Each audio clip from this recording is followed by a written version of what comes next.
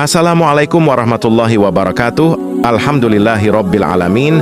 Kembali lagi di channel Abror Syafi'i. Kali ini kita akan membahas kaum bangsa Yahudi atau kaum Bani Israel yang cukup terkenal karena kisahnya sering disebutkan di dalam Al-Quran. Tetapi sebelumnya subscribe dulu channel ini ya sobat. Yang sudah subscribe saya doakan masuk surga.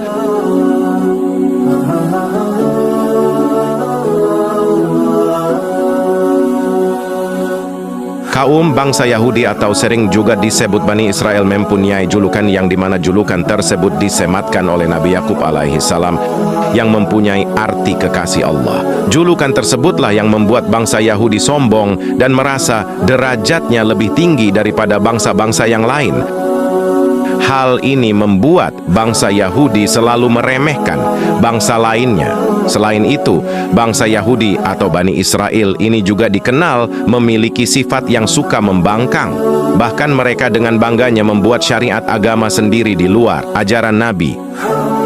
Ada 3 janji Allah kepada bangsa Yahudi, 2 diantaranya diyakini sudah terjadi. Tinggal 1 lagi yang belum terjadi. Berikut ini 3 janji Allah kepada orang-orang Yahudi Bani Israel. Janji pertama Allah kepada Yahudi yaitu hukuman kepada bangsa Yahudi karena selalu meremehkan bangsa-bangsa lain.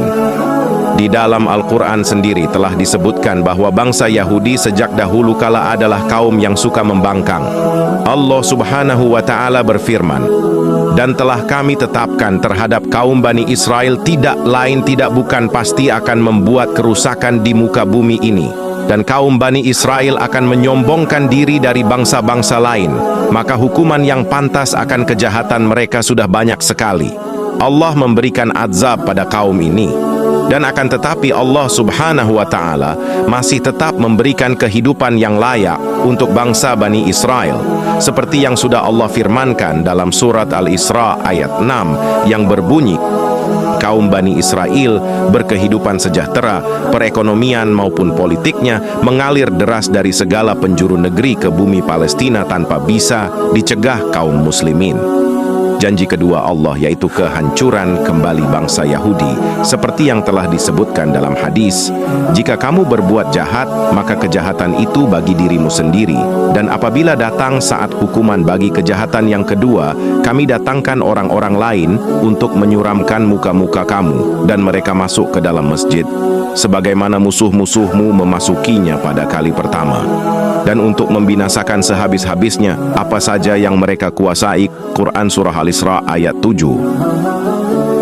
Dari kutipan ayat di atas, Allah telah memastikan bahwasannya Allah akan melenyapnya bangsa Yahudi hingga ke akar-akarnya. Ini membuktikan bahwa Maha Suci Allah Subhanahu wa Ta'ala. Dan Allah telah memberikan kepada kaum muslimin untuk masuk ke Masjidil Aqsa sebagaimana dahulu di masa pemerintahan Umar bin Khattab radhiyallahu anhu, yang mana Umar bin Khattab telah menaklukkan bumi Palestina. Kemudian bangsa Bani Israel akan memasuki bumi yang dijanjikan, yaitu bumi Palestina. Bahkan di sana mereka akan mendirikan pemerintahan dan kuil-kuil agama Yahudi. Dan kemudian mereka akan membuat kerusakan besar sehingga menyebabkan Allah menghukum mereka dengan cara mengirim hamba-hambanya yang tangguh. Setelah itu kerajaan mereka akan binasa, diusir dan dicerai-beraikan. Keterangan ini tertulis di dalam firman Allah Subhanahu wa Ta'ala yang berbunyi, "Kaumku masuklah ke tanah suci Palestina yang telah dijanjikan Allah, dan janganlah kamu takut kepada musuh-musuhmu, maka kamu menjadi orang-orang yang dirahmati Allah." Quran Surah Al-Maidah ayat 27. Palestina sebagai negara yang diberkahi Allah telah menyampaikan dalam Al-Quran. Pada zaman Rasulullah, Palestina disebut sebagai negeri Syam, menjadi salah satu tempat terbaik untuk umat Islam.